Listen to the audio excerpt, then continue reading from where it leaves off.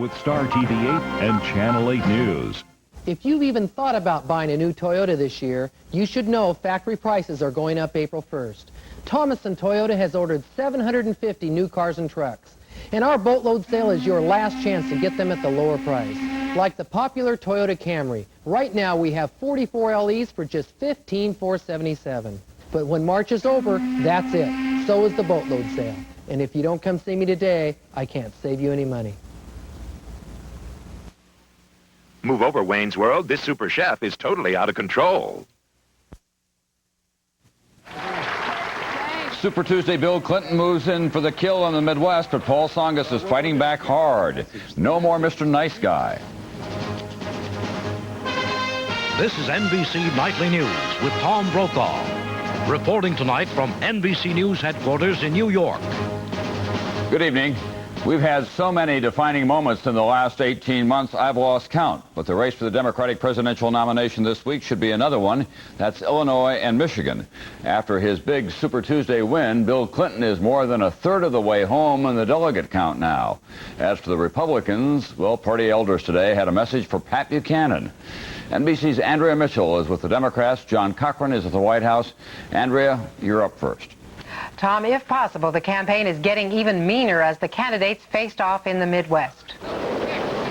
It was a cocky Bill Clinton who rode into Chicago today, way ahead in delegates, money, and powerful friends. And this person does have a vision. He has a heart. He has a commitment. Daley claims to be neutral, but his organization is working hard for Clinton. And Clinton even suggested that the mayor would be a good running mate. I like my job. I don't want to be vice president. Paul Tsongas' campaign seemed to be going nowhere, just like his plane, which veered off the runway and got stuck in the mud at Chicago's Midway Airport. No injuries except for the candidate's schedule in Michigan. In Chicago, Tsongas tried to fix his dismal showing among blacks by visiting a vocational school, wearing a baseball jacket, and reviving his original message. Well, look at these kids in the eye and tell them, we're going to crush you with debt because we want to get elected. Is that what America's about? One pen to bear after another? Knowing this could be his last chance to derail Clinton, Tsongas attacked him fiercely today and approved a new advertisement that gets personal. He's no Bill Clinton, that's for sure. He's the exact opposite. Paul Tsongas. He's not afraid of the truth. Tsongas is trying to exploit the fact that despite Clinton's strong performance on Super Tuesday, a quarter of the Southern voters did not think Clinton has the honesty and integrity to be president. Trying to fix that weakness, Clinton is bringing up the character issue himself. The true test of character is admitting your mistakes, learning from them, seeking forgiveness for them, and going on and doing better with your life. The campaign is also showcasing his wife, Hillary, today recalling her Republican roots at her old high school in suburban Chicago. I was a Goldwater girl. I mean, really, we used to wear, you know, little banners which said Goldwater girl. And in a new ad, Clinton is doing what worked in Florida, putting Tsongas on the defensive over Social Security. Cuts in cost of living increases for older Americans. But that's misleading. Tsongas' book does not propose definite cuts in Social Security. Tsongas does need to counteract that message if he's going to stop Clinton's drive toward the nomination. Tom? Thank you, Andrea. Now John Cochran at the White House, where today the president seemed to be more in control of his campaign following his big Super Tuesday win. John?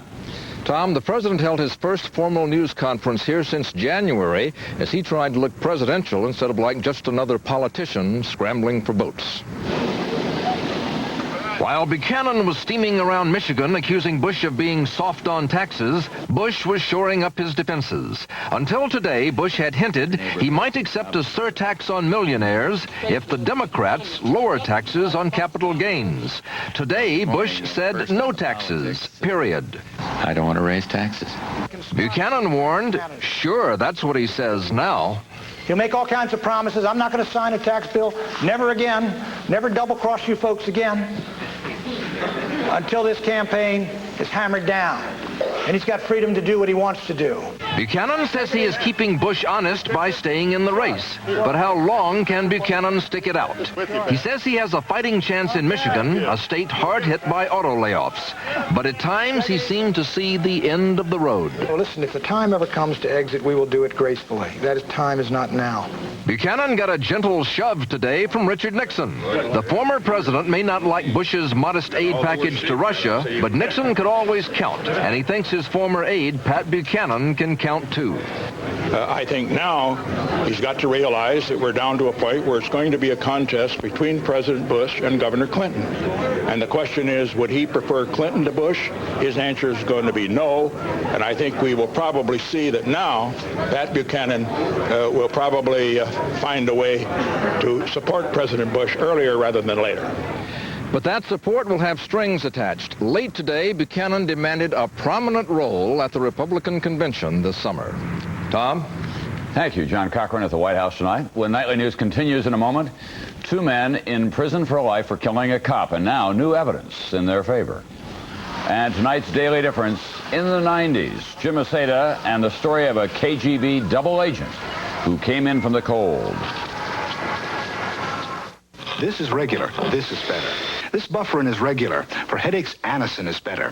Why better?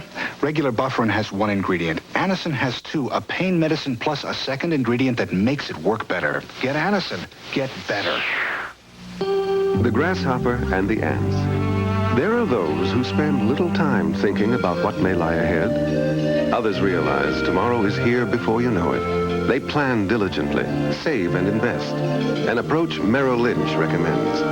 Our mutual funds help you prepare for the future. Our financial consultants can show you how. The moral is, tomorrow's comforts require today's preparation. Introducing Maxwell House Light. It tastes as rich as Maxwell House coffee, but only has half the caffeine. So rich, you'll just think of it as Maxwell House. New Maxwell House Light. All the rich taste, half the caffeine. What happens when society's desire to punish criminals is carried out by law enforcement officers with bad information or with evil intentions? Innocent people can become victims, and that's what's happened in California. NBC's Keith Morrison tonight unravels this tale. Folsom Prison is where they brought Clarence Chance 17 and a half years ago. Benny Powell was taken down the road to Vacaville, convicted together of murdering an L.A. sheriff's deputy. Trouble is, they didn't do it. We are only zeroing in on whether or not the defendants were tried and also convicted fairly and legally. In our opinion, they were not. The Los Angeles District Attorney is now cooperating in a process that will very likely free Chance and Powell by month's end. But this same process now appears to have uncovered not just a mistake, but a police department that now stands accused of gross miscarriage of justice. Actually, the police knew all the time I was innocent. They didn't care. The whole case was fabricated. Almost from the moment he was taken to jail, Clarence Chance began writing letters, scores of them, to politicians, jurists. Nobody would listen. And then 5 years ago, one of his letters landed on the desk of a lay minister named Jim McCloskey, an investigator of wrongful convictions. They were convicted by a mountain of coerced and perjured testimony foisted on very vulnerable people by the Los Angeles police officers who manufactured out of whole cloth this case against these 2 men. We've been able to prove that 2 innocent men were framed by rogue LAPD police officers. A defense lawyer came aboard and discovered the police knew a jailhouse informant had lied. After he gave this information about this case, he was given a private 3-room suite at the jail and conjugal visits. The lead detective on the case, a man named William Hall, insists there was no wrongdoing, though his chief wouldn't let him talk to us. Chance and Powell from their jail cells have had so many thoughts, so many years. You look in the mirror and see gray hairs, and you look at the years rolling away. And in 2 weeks, perhaps, free at last. Keith Morrison, NBC News, Los Angeles. And speaking of evidence, that's what people in one southern region terrified by reports of an AIDS virus outbreak would like. There are more questions than answers to this story. Young people from a wide area around the Texas, Arkansas, Louisiana border are said to be infected. NBC's Jim Cummins. It's another unsubstantiated scare about the AIDS virus. It comes from Shreveport, Louisiana. A woman who manages this laboratory but has no medical training claims 300 teenagers came here last year and 200 of them tested positive for the HIV virus. The director of epidemiology for Louisiana says there was no other source for this report, and there was no way to know whether the lab tested 300 teenagers or 300 blood samples, many of them from the same people. I'm sure that in the future we will try to we will try to get the information that we need to look at exactly how many persons does this represent as opposed to how many samples of blood. The laboratory manager says the blood samples came from teenagers who live in this largely rural area of Arkansas, Louisiana, and East Texas, including Bogota, the same small town where AIDS counselor Donna Spence claimed 6 students at Rivercrest, the local high school, were infected with the virus. 6 out of 197. The Texas Health Department has not been able to confirm her claim, but a growing number of people around here believe it's true despite the lack of scientific evidence. I feel that probably we have HIV students in Rivercrest just like they do in the other towns around. This is a little bitty town, so everybody knows everybody, and you're wondering like, do you have it? Yesterday there was a stage play at the local high school. Other schools were invited. At least one declined because of the AIDS scare. There were unconfirmed reports of 4 teenagers with HIV infections in the neighboring town of Mount Pleasant. It can happen here. It will get worse here, and we're going to have to deal with it. School Superintendent David Anthony believes there are HIV-infected students in his schools, but he says the Texas Health Department refuses to help him find them. We were told by the Department of Health, that an official, that even if we had 55% of our students HIV positive, they wouldn't tell us. If we had 100%, they would not tell us. Why not? Because that violates their philosophy of what confidentiality is. Meanwhile, the people in this Bible Belt region continue to wonder how many, if any, of their young people are actually infected with the AIDS virus. Most of them believe they will never know for certain until someone gets sick. Jim Cummins, NBC News, Mount Pleasant, Texas. On Wall Street today, stocks closed down more than 20 points in active trading.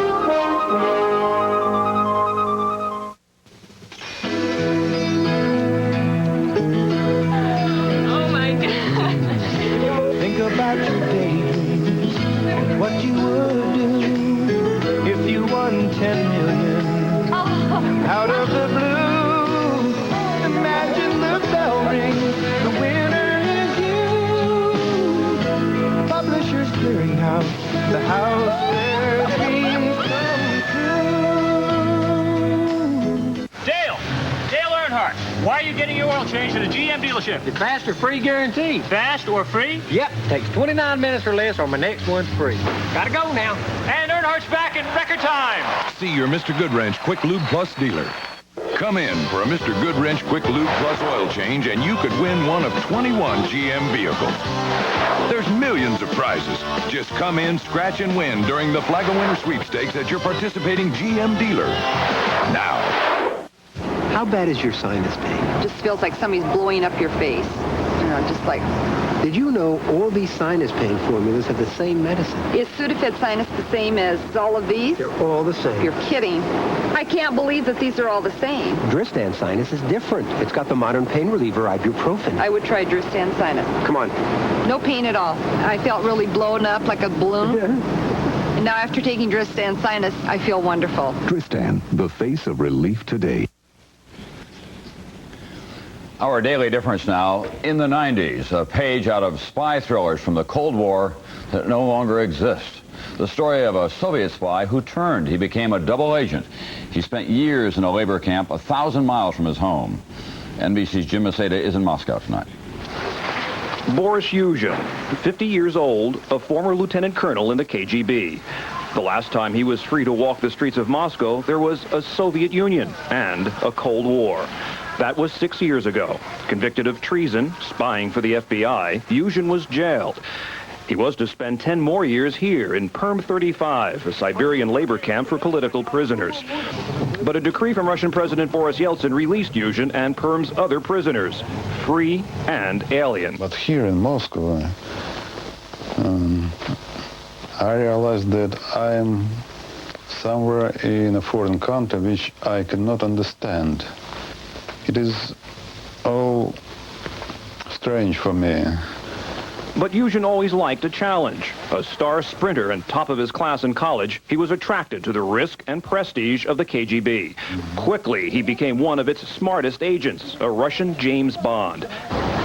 In 1975, he was summoned here to KGB headquarters and given his first foreign assignment, San Francisco. His cover, reporting for the TASS news agency. His real job, dirty tricks. Yuzhin, who would not reveal details, did tell NBC News that he bribed leaders of radical anti-Vietnam War groups to spread communist propaganda. That the 1975 United Nations resolution equating Zionism with racism was orchestrated by the KGB. Crucial Arab documents were forged, leading to the angry vote against Israel. Yuzhin specialized in leaking false stories about U.S. government leaders critical of Soviet policy, like U.S. Senator Sam Nunn and the late Senator Henry Scoop Jackson. And there was more. Training of former killers.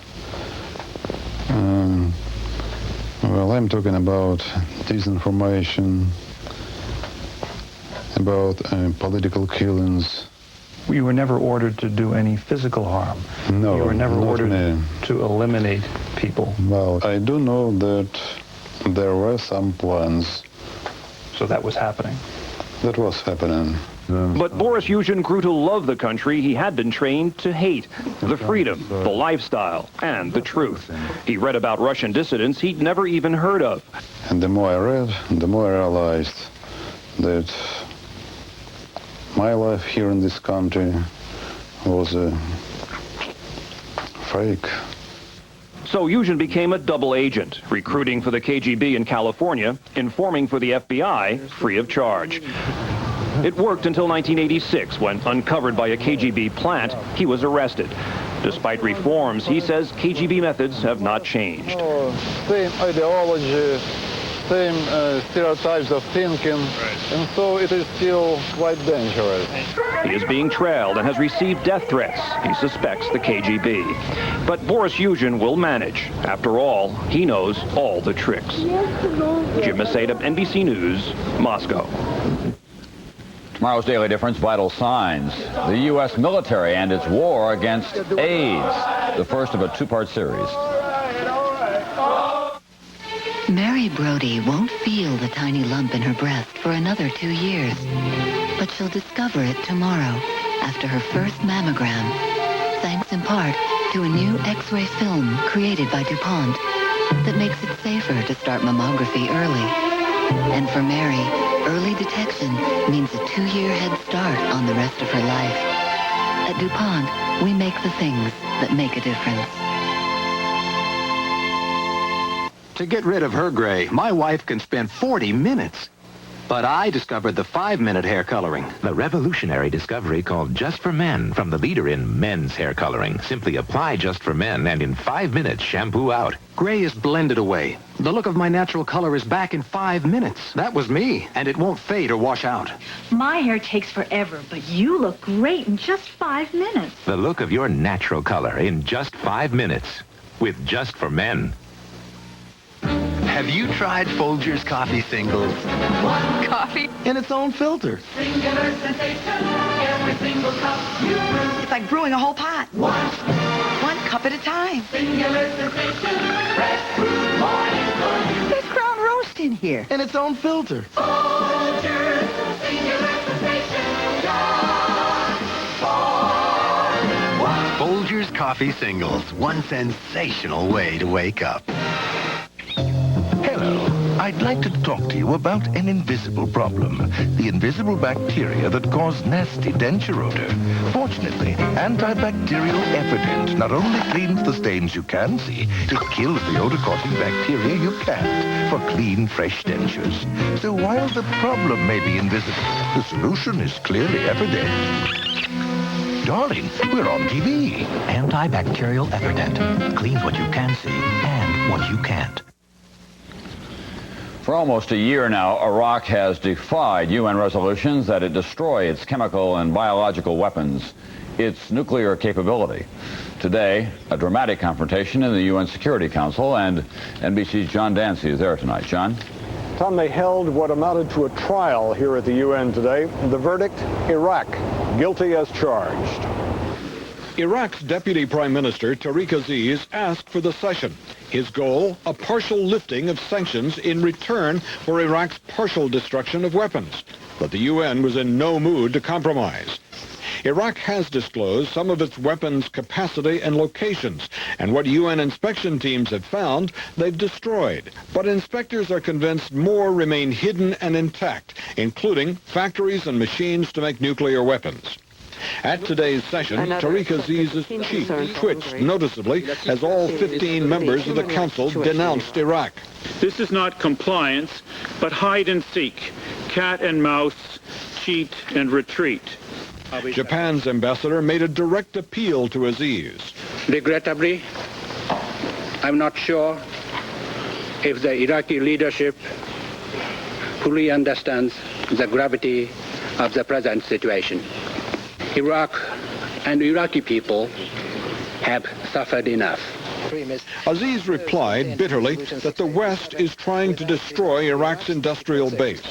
The objective was to blackmail Iraq and keep it in the finger of accusation pointed at it. Underlying the debate was an unspoken threat to use force against Iraq again. President Bush said pointedly today that if Iraq doesn't comply with the UN resolution, the United States will consider all alternatives. Tom?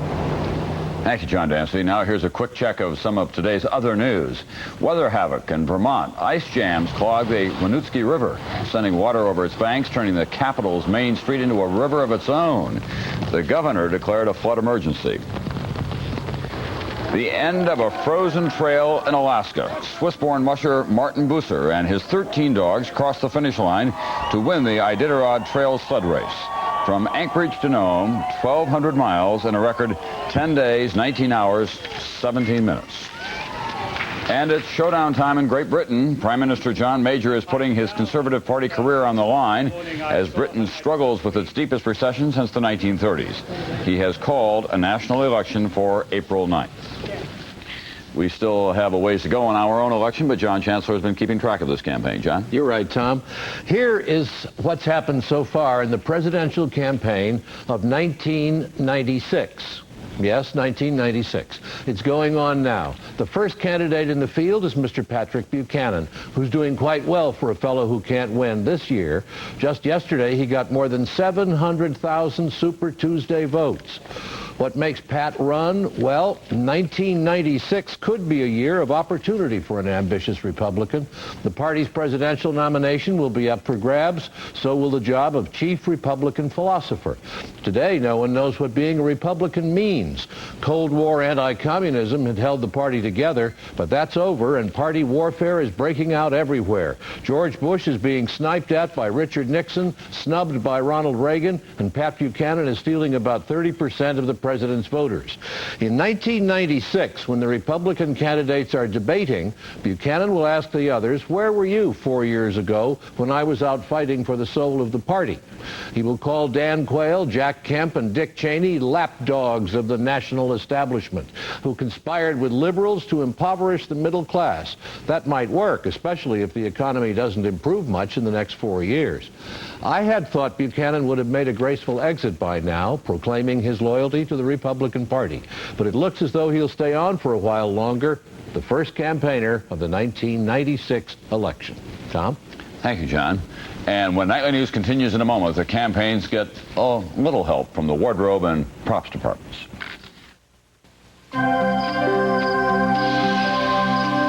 Because some aches and pains don't go away when the lights go out, we've created Tylenol PM. Specially formulated with extra strength Tylenol pain reliever for those aches and pains that can keep you up at night. Plus a gentle ingredient to help you sleep. So you can wake up refreshed in the morning. From the name you trust comes Tylenol PM, so you can rest easy. Fleischmann's Margarine asks, what is good? Oh, that's good. Real good. And that's very good. Fleischmann's. Of course, that's good. And will you look at that? Oh, there you go. That's better than good. Oh, boy. Fleischmann's margarine. Have you been good to yourself today? That's good. Fleischmann's, be good to yourself. So in my interview, they told me how Dow can take all this coal and turn it into clean-burning gas. Wouldn't that cut down on acid rain? You got it. Sounds like one serious job, son. I just wish it wasn't so far away. Gonna miss you, Mike. Hey, take care of this for me. You can make a difference in what tomorrow brings. Son, show them what you got. 'Cause Dow lets you do great things. You know, California prunes aren't just great snacks. They're good with breakfast, lunch, dinner, dessert. Why, the possibilities are endless. Sweet, delicious California prunes. Find out how good they really are. Call me a trendsetter, but I was eating wheat thins before people knew why they were baked and not fried. Now everybody knows who needs a greasy chip, right? Besides, wheat thins are delicious. Delicious is still in, isn't it? With Super Tuesday behind us, it's time now to report on still another contest. No votes are cast, no delegates chosen, but there is a front-runner, Jerry Brown, winning the fashion primary. Hi there. Any candidate can wear a suit and tie. Only Brown adds the red lapel ribbon, a show of support for AIDS victims. For working-class New Hampshire, Brown chose the lumberjack motif. As he moved into the north woods of Maine, a small change in the color scheme. And what better fashion for a hard-running candidate than a jogging outfit? In Michigan's car country, a Union jacket, courtesy of the UAW. However, Brown's white turtleneck is the most consistent piece of his wardrobe. Why does he wear it? It's to stay warm, and you don't have to put a tie on, so you get out of bed earlier. Warm enough even for those brutal Arizona winters. And as Brown's wardrobe reminds us, even in this age of electronic high-tech campaigning, a little old-fashioned showboating can't hurt. NBC's Bob Kerr tonight on the Sawdust Trail. Bush. I say, George Herbert Walker Bush, unpack your suitcase. It's becoming more difficult to separate theatrics from politics. But Tom Harkin's use of props didn't help much. He ended up packing it in, carrying his own suitcase home. Though not before he'd given props a good try. It's nothing. What they're talking about is about $1 a day. He even dragged around a ballot showing people how to vote for him. They didn't. What happened? What began with an 85-page booklet outlining economic proposals, the most substantive campaign in memory, now occasionally takes on the appearance of a children's TV show. This is my opponent, Panda Bear.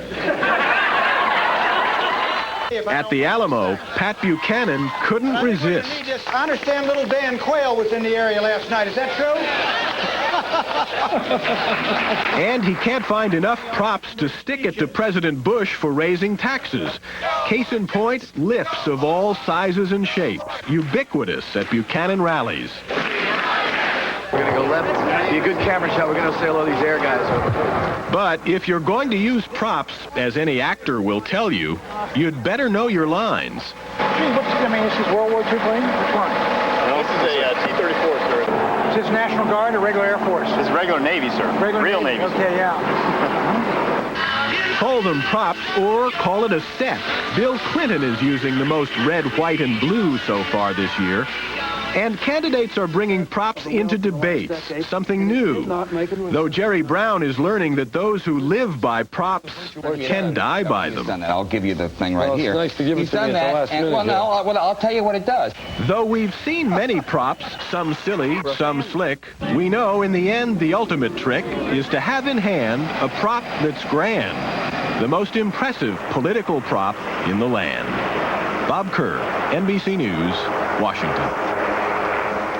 That's Nightly News for this Wednesday night. I'm Tom Brokaw. I'll see you tomorrow night.